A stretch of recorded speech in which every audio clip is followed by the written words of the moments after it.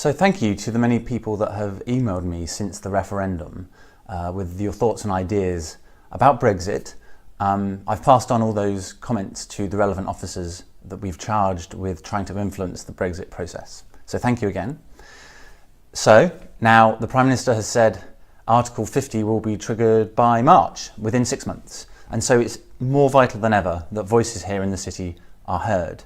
And that's now my priority. So what do we know so far? Well, it feels like there's a kind of national vacuum on the issue with mixed messages from government. I happen to agree with the government that we should try and support those companies that want to invest and continue to invest in the city, and we should have a truly global outlook. But personally, I'm a bit concerned about the Prime Minister's remarks around a hard Brexit and around immigration. It could potentially be seen as something of an attack on the interests of the city, where we really rely on access to the single market and on highly mobile, skilled labour.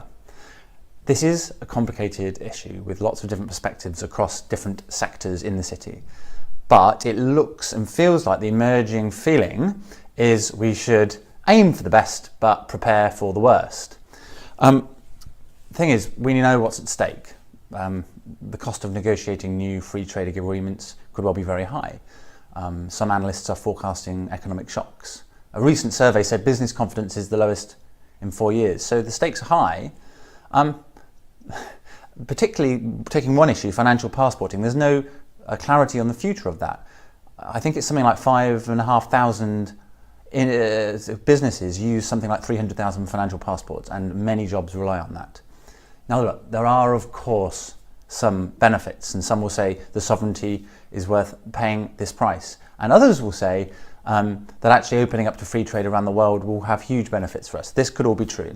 So that's why the city's views are really important, not just the big financial institutions, but the tech companies, the small businesses, the lawyers, the retailers, everyone who make up our community here in the city. There's a wealth of ideas from all of you. And to this end, I want to make sure that you and the company that you work with have your voice heard. So please drop me an email. I can come to visit you, or I can bring relevant officers and subject matter experts from the City Corporation, and we can talk about the City of London and its role in the Brexit process and listen to what you have to say.